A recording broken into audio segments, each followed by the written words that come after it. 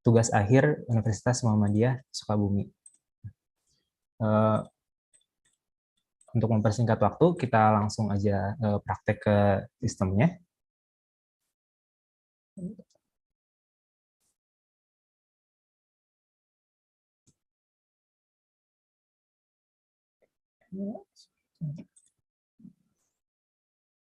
Misalnya, oke. Saya share screen, udah kelihatan ya? Sudah. Ya, baik. Jadi untuk sistem tugas akhir ini bisa diakses saat ini di domain tugasakhir.umi.ac.id. Ini adalah halaman depannya. Di sini terbagi jadi beberapa role, yaitu ada operator, dosen, dan juga mahasiswa. Nah, untuk kali ini kita akan memakai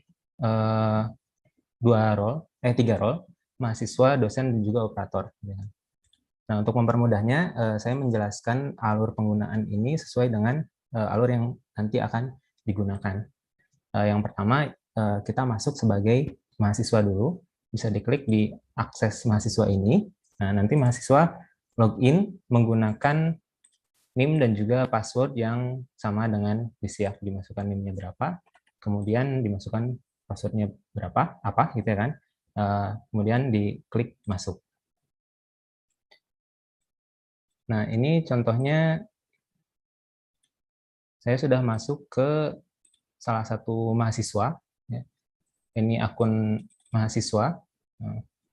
Di halaman awal ini, di mahasiswa tampil beberapa tahapan dari rangkaian tugas akhir. Di sini tertera jadwal pendaftarannya, itu ada bimbingan usulan penelitian, seminar usulan penelitian, dan seterusnya. Nah, tahapan ini sesuai dengan prodinya masing-masing. Jadi tidak semua begini. Nah, tahapan ini tuh diatur oleh fakultas apa saja yang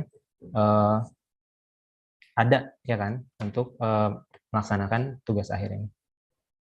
Nah, kemudian untuk yang pertama kita coba daftar mahasiswa untuk daftar bimbingan usulan penelitian.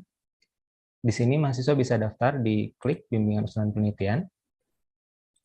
Nah, di sini ditulis judul usulan penelitiannya itu apa. Nah, ini tuh nanti ke depannya masih bisa berubah gitu ya kan. Ini untuk awal aja sebagai penanda. Misalnya kita isi ini. Kita simpan. Nah, yang pertama ini di mahasiswa statusnya draft dulu ya. Draft dulu supaya apa? Supaya nanti itu bisa diedit ya kan sebelum diajukan ya. Jadi kalau misalnya ada yang belum sesuai, mahasiswa masih bisa edit dulu, kemudian nanti diajukan. Kemudian kalau misalnya memang sudah sesuai, diklik ajukan pendaftarannya. Nah, saat ini statusnya menjadi menunggu verifikasi. Nah, saat sudah sampai di status ini, mahasiswa tinggal menunggu verifikasi dari fakultas. Nanti fakultas yang akan memverifikasi pendaftarannya sudah sesuai atau belum. Ya. Ini misalnya sudah diverifikasi oleh fakultas. Tunggu sebentar. Nah, untuk pembimbingan, setelah verifikasi, mahasiswa bisa melihat statusnya menunggu pembimbing. Ini artinya pendaftaran tersebut sudah diverifikasi oleh fakultas dan dinyatakan sesuai. Gitu. Nah, selanjutnya, untuk pengaturan pembimbing itu ada di akun dari kaprodi masing-masing. Gitu ya. Kaprodi masing-masing. Jadi yang mengajukan pembimbing itu dari prodi. Gitu ya. Ini kita pindah, ini mahasiswa kita pindah ke akun dosen. Untuk loginnya sama seperti tadi, tinggal pilih menu dosen, kemudian masukkan kode dosen dan juga passwordnya sesuai sama dengan yang ada di Siak. Gitu. Ini kita, mohon maaf untuk mohon maaf. Untuk Kaprodi itu ada akun Kaprodi khusus ya. Jadi nanti itu loginnya sebentar.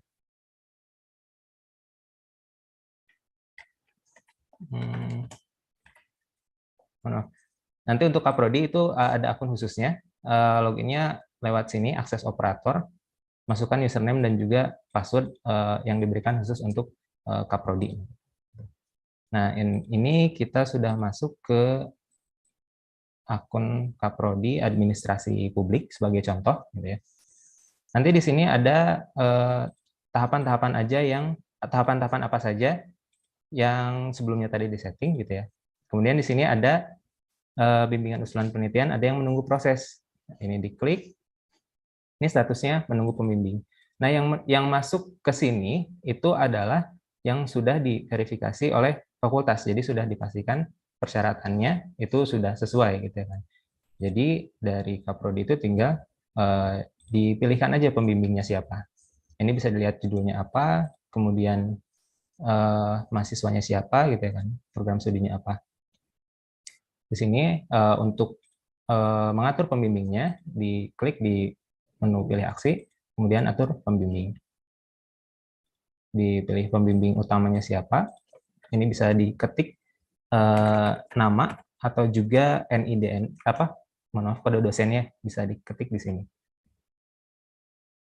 Misalnya kita pilih untuk pembimbing utamanya ini, Bu Yuni, kemudian untuk pembimbing pendampingnya, sebagai contoh kita pilih yang ini, klik simpan. Nah, setelah disimpan, ya kan, silahkan diklik konfirmasi petugas. Jadi kalau misalnya posisinya masih belum dikonfirmasi, itu masih ada di Kaprodi tanggung jawabnya, ya kan. Kemudian dikonfirmasi petugas, diajukan. Nah, kalau sudah menunggu SK, berarti ini tanggung jawabnya udah dikembalikan lagi ke fakultas. Nanti fakultas akan melihat daftar mahasiswanya dan juga dosen pembimbing yang sudah diatur sebelumnya oleh akun Kaprodi tadi. Ini kita lihat setelah nanti fakultas memverifikasi dari pembimbingnya, statusnya nanti akan berubah. Nah, proses bimbingan. Saat statusnya itu sudah proses bimbingan, itu dosen dan mahasiswa sudah bisa memulai pencatatan proses bimbingan, ya. Kalau misalnya kita lihat di akun mahasiswa, ini akun Kaprodi, kita kembali ke akun mahasiswa. Nah, ini kan sebelumnya menunggu pembimbing. Nah, proses bimbingan. Sini udah ada pembimbingnya siapa. Nah, saat akan memulai proses bimbingan, bisa diklik di sini mulai bimbingan. Nah, di sini dari mahasiswa mengisikan tanggal pembimbingannya kapan, kemudian catatan materinya apa, misalnya bimbingan bab 1, lampiran materinya apa. Misalnya ini kita dokumen contoh saja. Setelah itu simpan catatan. Nah, setelah simpan catatan ini, statusnya menunggu review. Artinya dari dosen pembimbing itu harus mengecek kesesuaiannya dari catatan materi yang ditulis oleh mahasiswa tadi. Ini akun mahasiswa, kita coba masuk ke akun dosen yang menjadi dosen pembimbing, ya.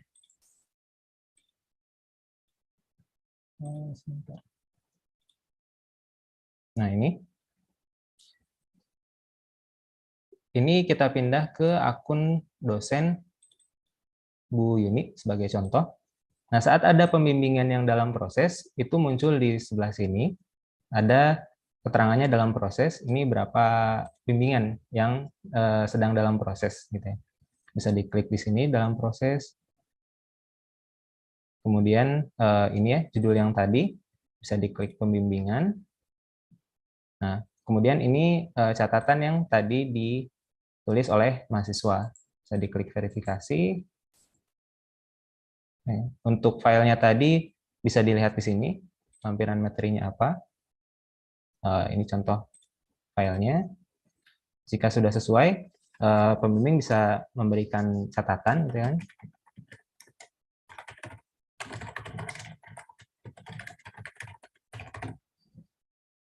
Nah, kemudian kalau misalnya ada file juga yang harus dikasih oleh pembimbing, bisa disimpan. Tapi ini opsional, nggak harus gitu ya. Nggak harus dikasih lampiran dari pembimbing, nggak juga nggak apa-apa. Kemudian diklik sesuai, dimasukkan. Nah, statusnya berubah menjadi sesuai. Saat kita lihat di akun mahasiswa lagi, kita kembali ke akun mahasiswa ini tadi. Nah, ini statusnya menjadi sesuai. Begitupun dengan pembimbing lainnya. Misal ini dengan pembimbing pendamping, buat catatan,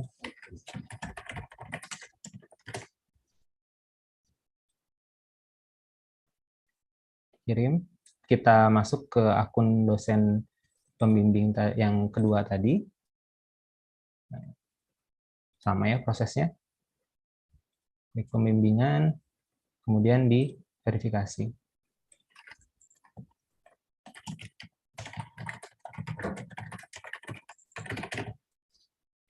Kemudian jika sudah sesuai, diklik sesuai. Nah, di mahasiswa itu bisa mengecek jumlah bimbingannya. Itu ada di menu pembimbingan. Kemudian ini bimbingan usulan penelitian. Nah, di sini ada tertulis jumlah bimbingannya berapa. Ini ada catatan ya, hanya bimbingan sesuai yang sudah dihitung. Jadi tadi kalau misalnya statusnya itu masih belum sesuai, belum diverifikasi oleh dosen pembimbing, itu tidak masuk ke hitungan jumlah pembimbingan ini. Nah, kemudian kalau proses bimbingannya itu sudah selesai, pembimbing utama itu bisa menyelesaikan bimbingannya gitu. Jadi kita kembali lagi ke akun pembimbing utamanya. Nah, yang ini. Nah, misal proses bimbingannya udah selesai, sudah ada minimal 8. Nah, kalau misalnya memang sudah selesai, itu dari dosen pembimbing utama bisa diklik pilih aksi selesaikan pembimbingan supaya mahasiswa bisa melanjutkan prosesnya itu ke tahap selanjutnya. Jadi kalau misalnya tidak diselesaikan, itu di mahasiswa, di akun mahasiswa, dia tidak bisa daftar untuk proses selanjutnya. Nah, di sini ada persyaratan lulus tahapan bimbingan usulan penelitian. Ini belum lulus. Jadi dari dosennya itu, dosen pembimbing utamanya harus menyelesaikan pembimbingannya. Kalau udah selesai, ya selesaikan. Nah, status pembimbingan telah diubah menjadi selesai. Saat kita lihat di mahasiswa, di halaman berandanya, nah ini statusnya menjadi hijau dan selesai. Kemudian selanjutnya, kalau misalnya dalam pembimbingan itu ada penilaian, penilaian itu bisa dilakukan belakangan. Jadi statusnya bisa diselesaikan dulu, kemudian penilaiannya dilakukan belakangan. Contoh, di sini di menu pembimbingan ada submenu penilaian. Nah, ini bagi pembimbingan yang ada penilaiannya ya. Bagi yang nggak ada berarti nggak perlu ada nilai bimbingannya. Gitu. Untuk penilaian bimbingan, diklik di pembimbingan, penilaian. Nah, ini nanti ada daftar bimbingan yang belum dikasih nilai. Gitu. Ini diklik nilai bimbingan. Kemudian ini indikator penilaiannya apa? Bisa diisi nilainya berapa? Nah, seperti itu. Ini kalau misalnya ada komentar atau saran secara keseluruhan dari pembimbingan yang telah dilaksanakan. Simpan. Ya. Nah, begitu juga dengan dosen yang pembimbing kedua tadi. Sama penilaian. Nah, di sini juga nilai bimbingan.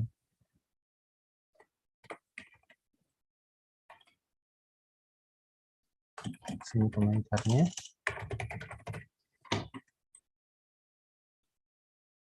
Disimpan. Nah, saat sudah nilainya disimpan, itu mahasiswa bisa melihat penilaiannya itu di menu penilaian, bimbingan usulan penelitian. Nah, ini nanti muncul nilai dari masing-masing pembimbing yang tadi. Ini pembimbing pendampingnya, ini nilainya. Nah, itu artinya mahasiswa telah menyelesaikan satu tahapan dari rangkaian tahapan tugas akhir ini. Setelah selesai tahapan pertama, kita saat ini coba untuk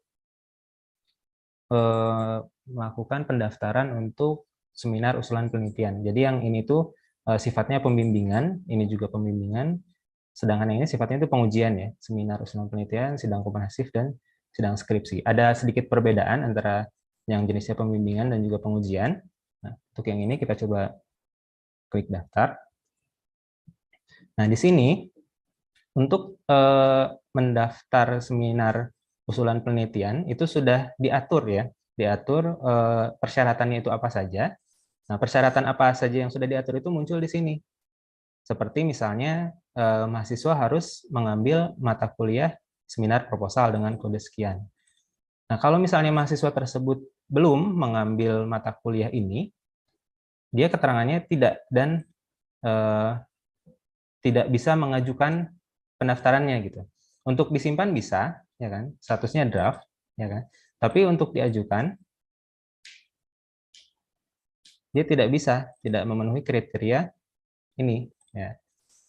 Ini tuh kriterianya seperti mengambil mata kuliah seminar proposal, minimal nilai seluruh mata kuliah D. Ini berarti dalam kontrak kuliah yang sudah diambil itu nggak ada nilai di bawah D. Berarti jika ada nilai E dan F, itu berarti di sini tidak sesuai. Gitu.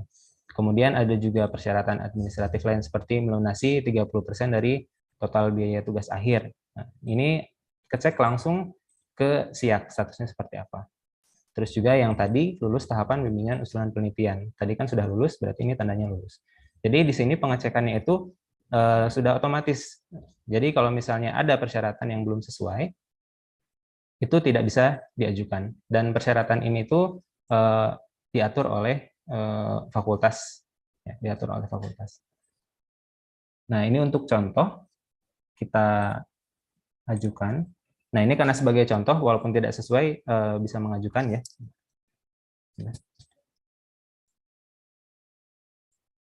Nah, sudah diajukan. Nah, ini karena sebagai contoh aja gitu. Kalau nanti dalam kenyataannya, kalau misalnya ada yang masih merah ini, itu tidak akan bisa diajukan. Nah, untuk proses seminar usulan penelitian, setelah diajukan, statusnya itu menunggu verifikasi. Ini sama, nanti akan diverifikasi pendaftarannya dan juga persyaratannya itu oleh fakultas. Sebelumnya saya sempat agak terlewat. Oh ya, selain persyaratan yang ada di sini, juga nanti akan ada persyaratan yang harus diupload gitu ya. Yang harus diupload itu nanti munculnya di sebelah sini. Mahasiswa bisa mengupload syarat-syarat seperti misalnya sertifikat BTQ dan lain sebagainya. Kemudian kita tunggu verifikasi dari fakultasnya dulu. Nah, statusnya sudah menunggu jadwal. Ini mahasiswa bisa melihat statusnya di mana. Gitu ya. Saat menunggu jadwal, itu yang menentukan jadwal dan juga menentukan penguji itu kembali dari Kaprodi masing-masing. Kita pindah ke akun Kaprodi. Ini. Nah, di sini ada seminar usulan penelitian yang menunggu prosesnya satu, bisa diklik. Nah, ini pendaftarannya. Kemudian klik detail. Nah, ini statusnya menunggu jadwal ya. Kalau menunggu jadwal berarti diatur jadwalnya sekaligus pengujinya. Gitu. Bisa diklik, dipilih aksi, kelola penguji. Nah, ini kita contoh. Pengujinya kita pilih yang sama dulu aja. Kemudian anggota pengujinya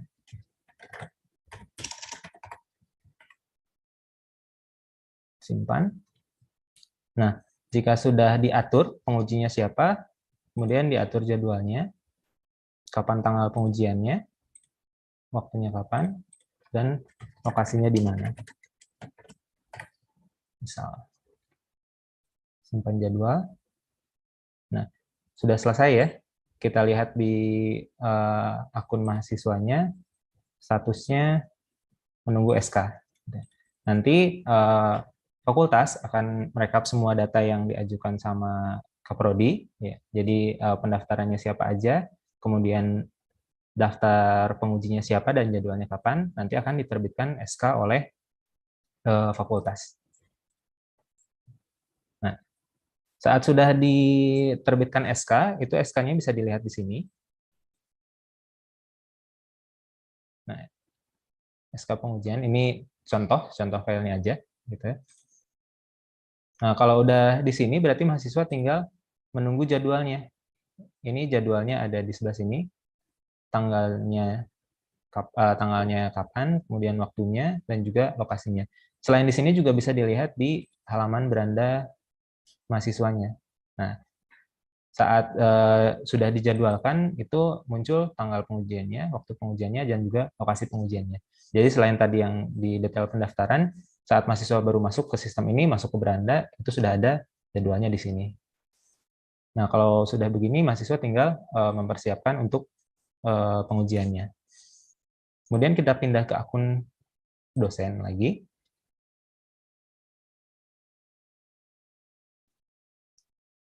Nah, di akun dosen, jika ada pengujian di hari ini, dia muncul di sini, di beranda. Jadi di berandanya ada waktu pengujian kapan, lokasi, dan mahasiswanya siapa. Gitu ya. Nah, kalau misalnya ada, untuk proses penilaian pengujiannya, itu bisa diklik di tanda panah ini, kemudian bisa diisi nilainya. Nilainya berapa? Ini nanti indikatornya itu sudah diatur ya oleh fakultas, apa saja yang menjadi indikator penilaian dari setiap prodi. Jadi setiap prodi itu ininya bisa disesuaikan, tidak sama. Gitu ya. Kemudian diisi penilaiannya.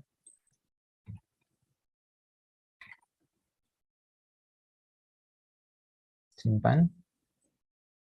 Hasil keputusan sidangnya apa?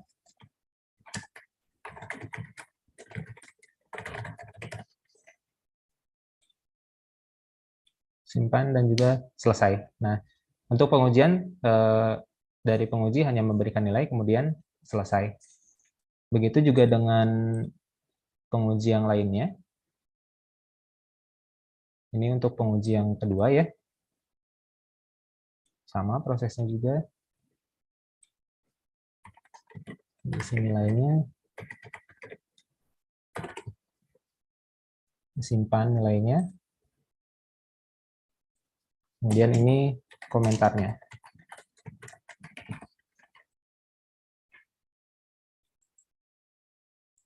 Nah, setelah selesai, kita bisa lihat di akun mahasiswanya. Kita lihat di beranda. Nah, ini proses seminar usulan penelitiannya udah selesai dengan statusnya lulus.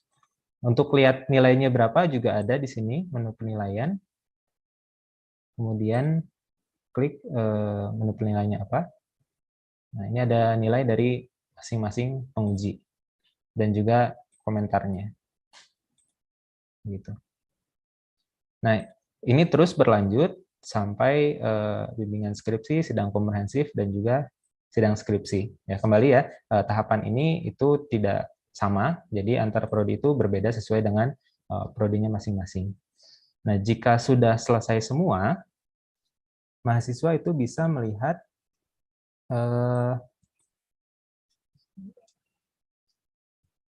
hasil nilai akhirnya.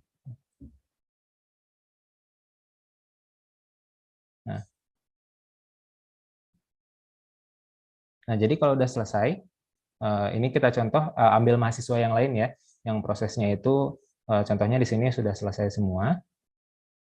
Nah, ini ada nilainya apa, nilainya berapa, dan juga nilai hurufnya apa.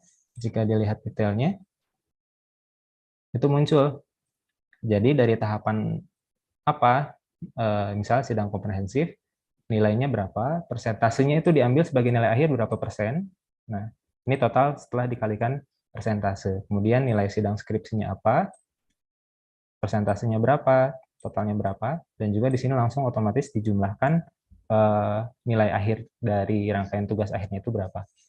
Nah, untuk persentasenya ini, kemudian tahapan apa aja yang diambil sebagai hasil nilai akhir dari rangkaian tugas akhir, itu juga tidak sama antara prodi satu sama prodi lainnya.